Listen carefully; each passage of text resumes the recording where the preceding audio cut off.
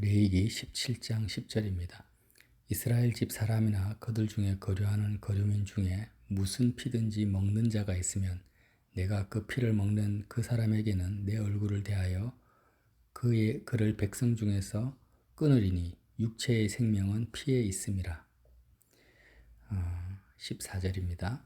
모든 생물은 그 피가 생명과 일체라.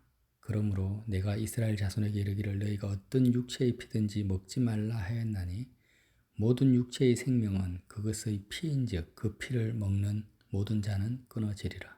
아멘. 인생에서 가장 어리석은 삶의 방식 두 가지가 있습니다. 신약 성경에 나와 있는데요. 가장 어리석게 사는 삶이 어떤 삶인가?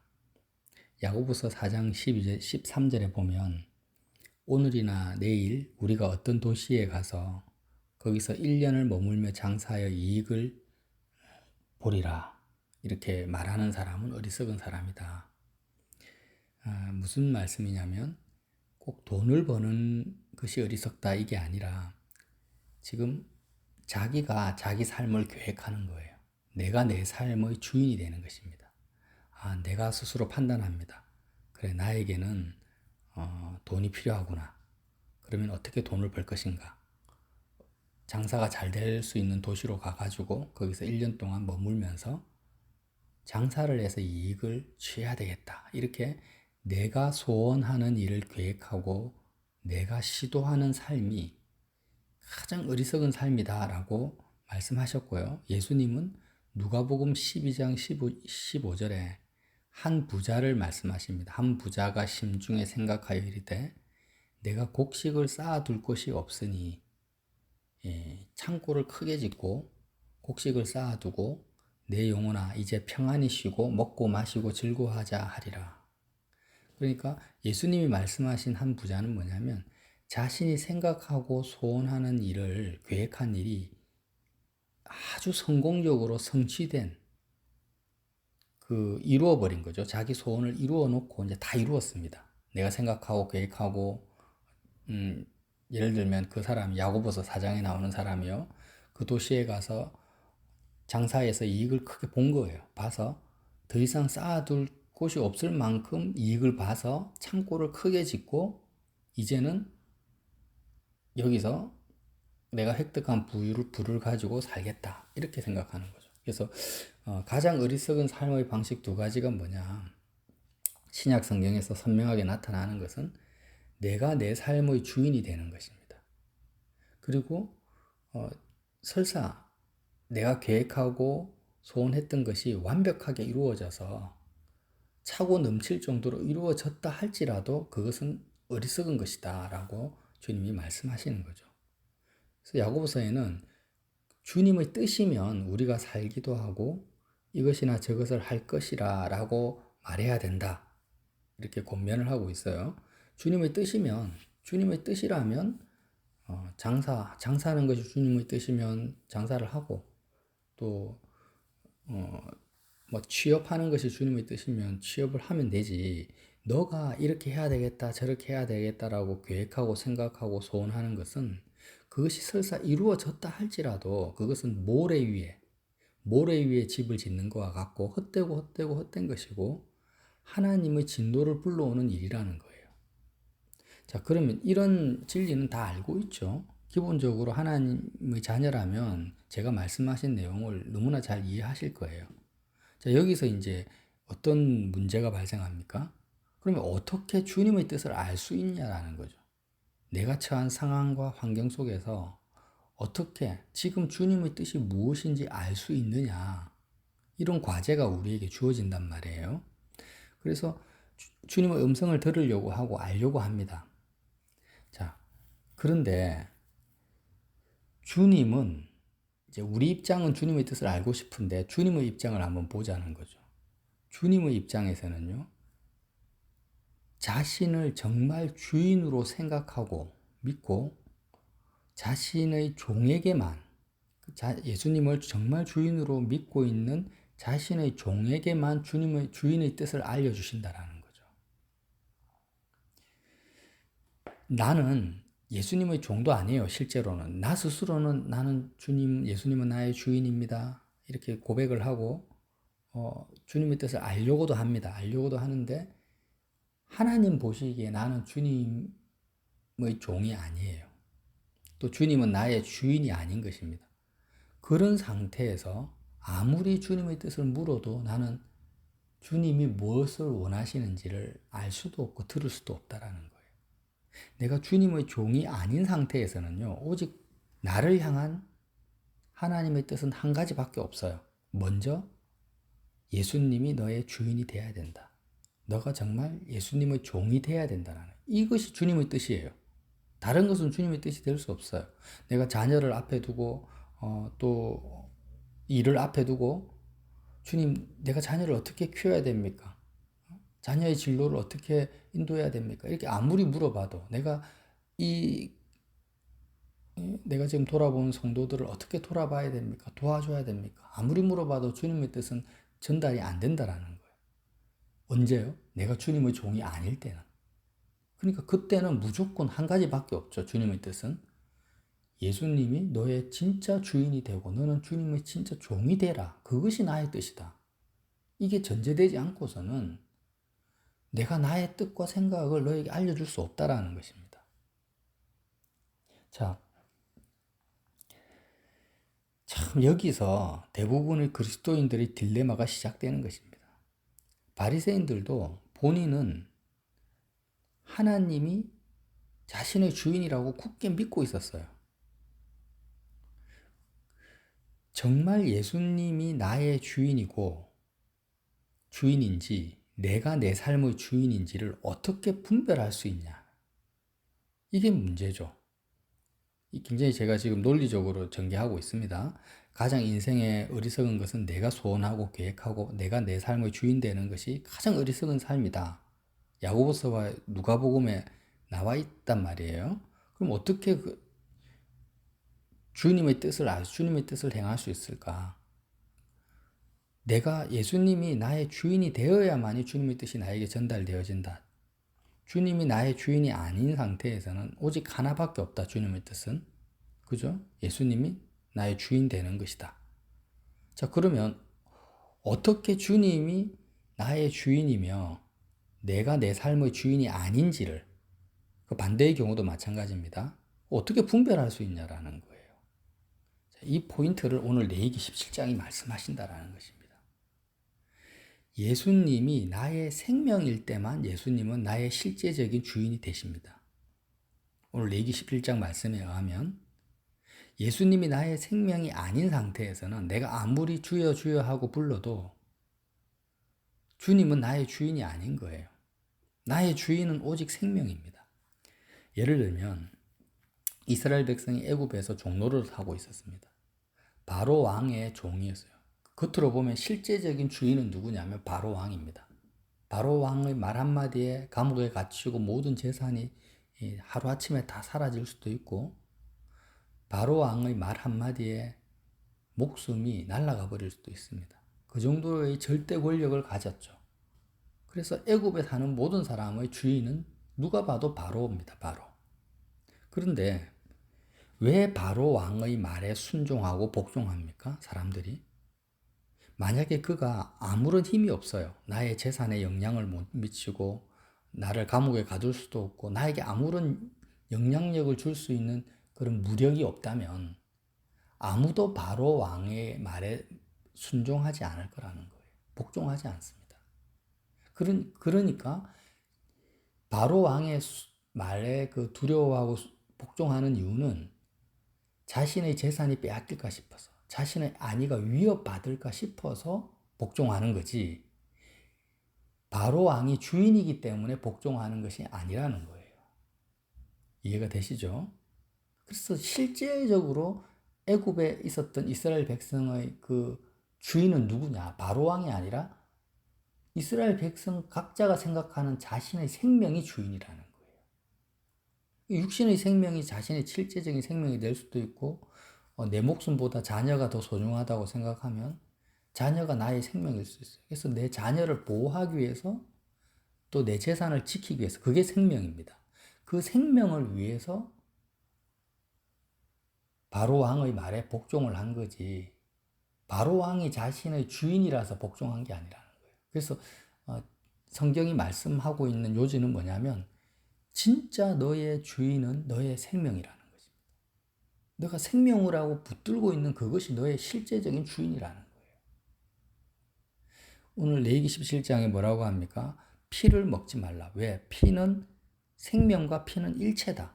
피를 마신다라는 것은 생명을 내가 취한다라는 거거든요.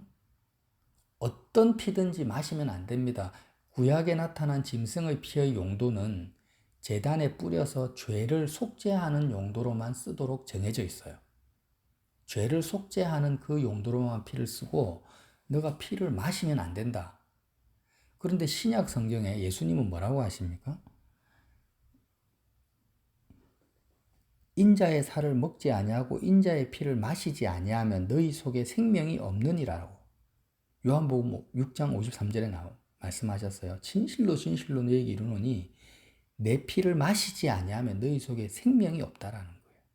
그러니까 레위기 17장 말씀과 요한복음 6장 말씀을 우리가 종합적으로 적용을 하면 어떤 결론이 생기냐면요. 하나님이 우리에게 마시도록 허락한 피는 예수님 피밖에 없다라는 거죠. 그리고 다른 피를 마시면 피와 생명은 일체니까 다른 생명을 취하면 오늘 말씀에 그 피를 먹는 그 사람에게는 내 얼굴을 대하여 그를 백성 중에서 끊겠다. 내 얼굴을 대한다라는 것은 하나님이 진노하신다라는 것입니다. 그러니까 예수님의 피 말고 예수 그리스도의 생명 말고 다른 생명을 너가 취하면은 내가 나의 백성 중에서 끊어버리겠다. 하나님의 자녀로서 살 수가 없다라는 것입니다. 자, 우리는 짐승의 피를 마시고 사는 사람 많이 없습니다.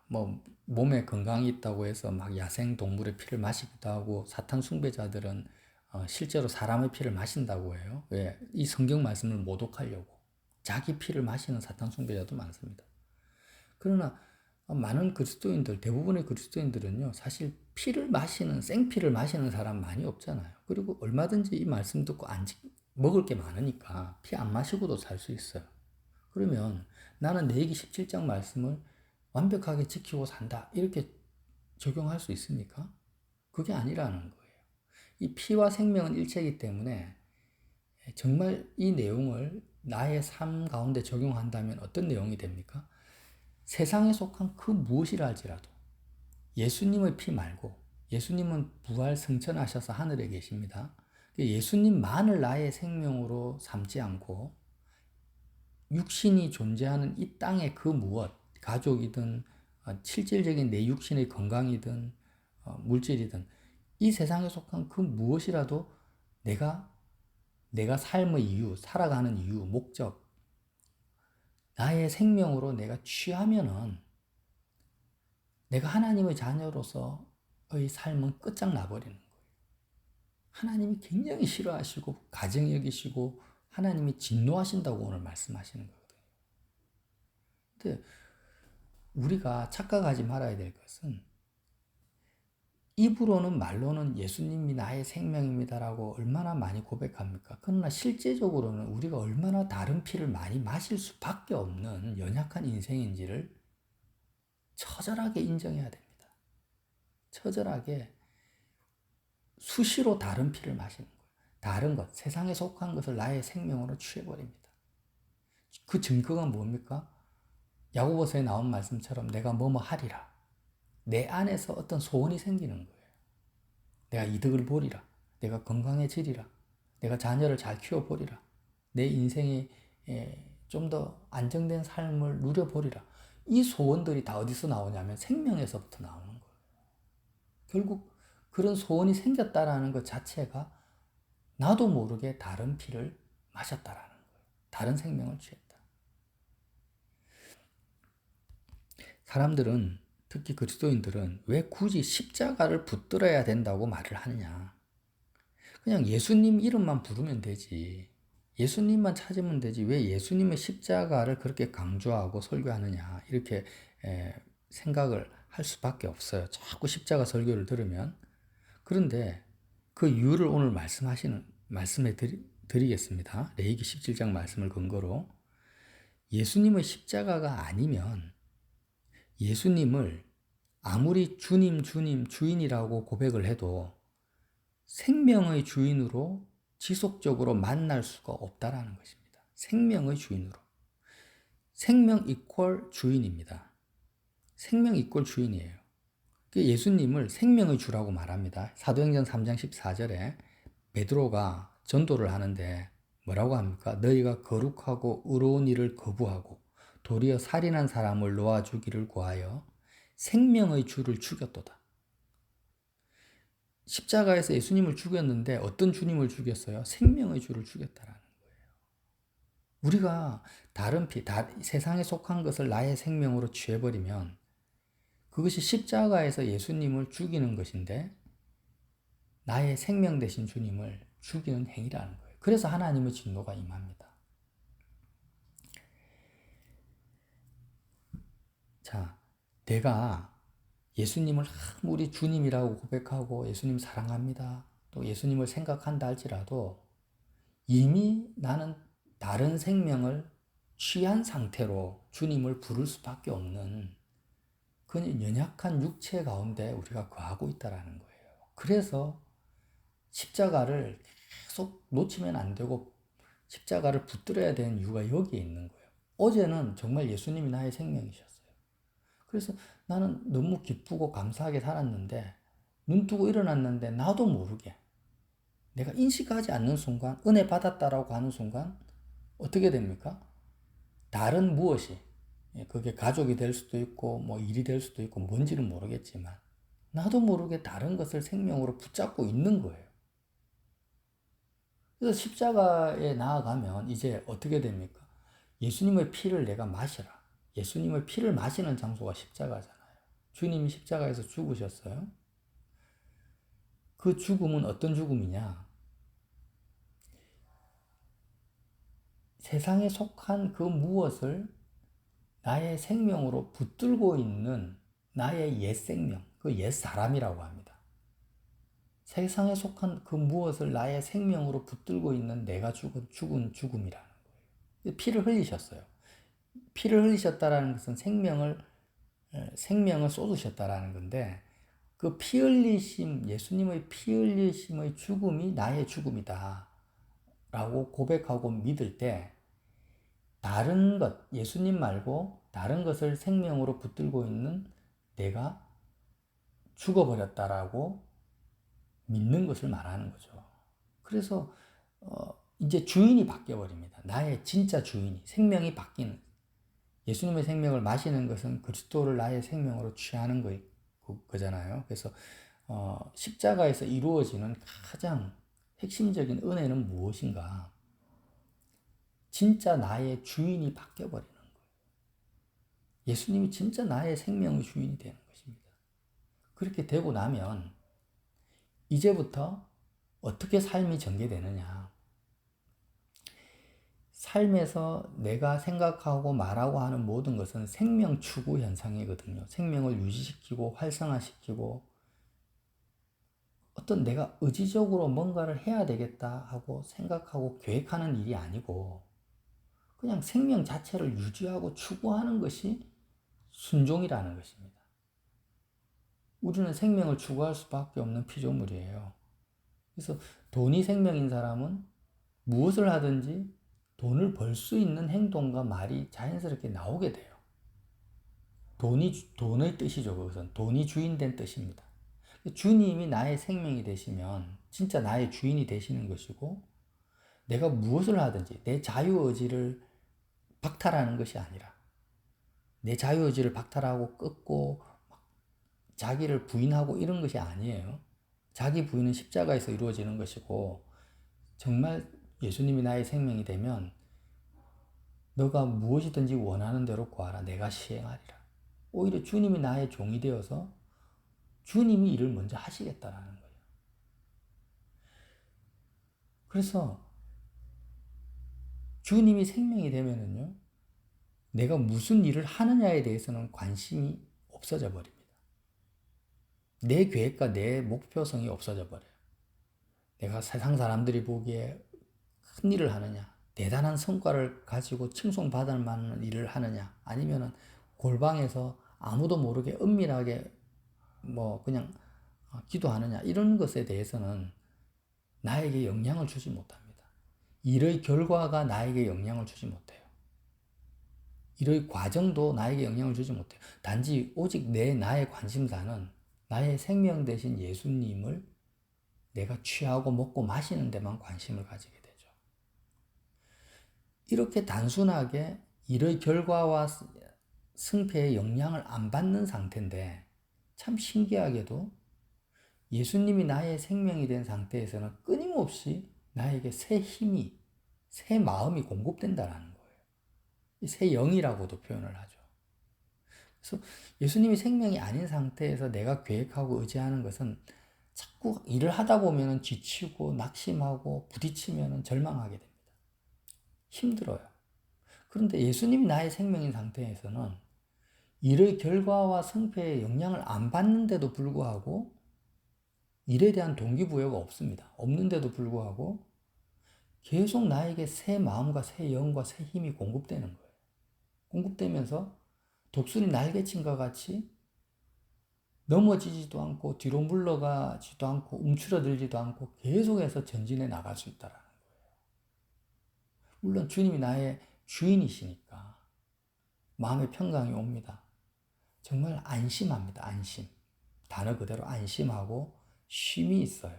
일을 하는데 쉼이 있어요. 무화과나무에 소출이 없고 외양간에 소가 없는데도 불구하고 하나님으로 말미암아 즐거워하고 기뻐하는 그 삶이 그냥 이루어져 버리는 거죠.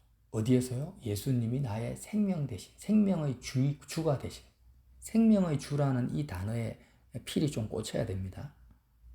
그냥 주님이 아니에요. 생명의 주인이다. 이렇게 되면 나의 모든 삶이 뒤집어져 버리는 거예요. 세상과 나는 온데간데 없습니다. 주님밖에 내 마음을 차지하지 않아요.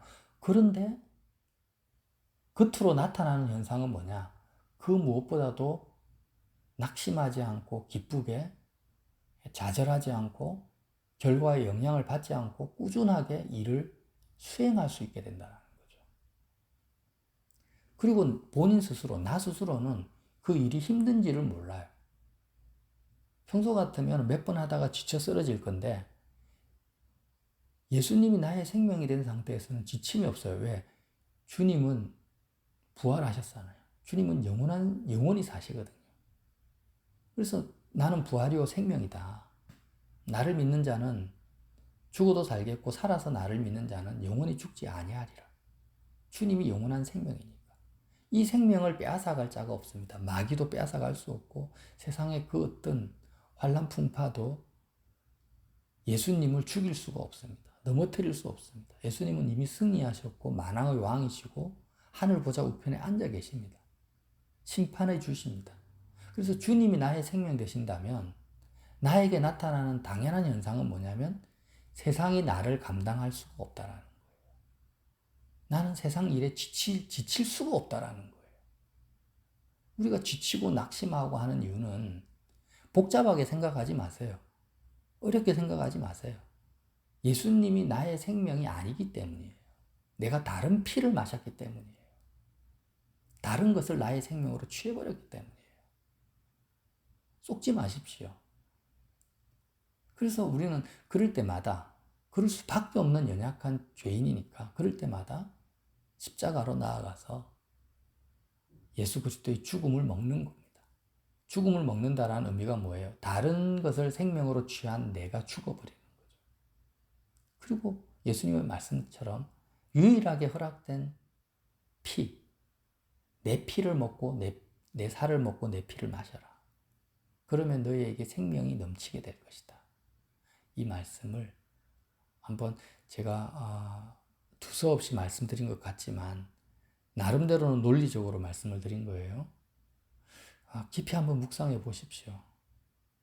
우리는 생명 따로 주인 따로 순종 따로 이렇게 신앙생활을 많이 했어요. 예수님을 주님 주님 하면서 주님이 내 생명이 아니에요. 그러면서 주님의 말씀에 순종하려고 애를 썼단 말이에요. 근데 순종이 안 돼요. 안 되는 것이 당연하죠. 왜? 주님이 생명이 아니니까. 그런데 십자가에서 나의 생명이 예수님이 돼버리면 정말 예수님이 나의 주인이 되는 것이고 예수님의 말씀에 순종하는 것은 하나도 어려운 것이 아니라 살아있는 것 자체가 예수님께 순종하는 것이 됩니다. 반대는 어떻게 됩니까? 따로국밥처럼 예수님이 내 생명이 아닌 상태에서는 아무리 주님이라고 불러도 주님은 나의 주인이 아니고 주님께 순종하려고 아무리 발부둥 쳐도 순종은 나와 상관이 없게 되는 것입니다. 오늘 레위기 17장 말씀, 어떤 피도 마시지 마라. 피를 마시는 자에게 내가 분노하겠다. 진노하겠다. 오직 예수 그리스도의 피만을, 그리스도의 생명만을 취하는 복된 하루 되시기를 예수님 이름으로 빌어드립니다.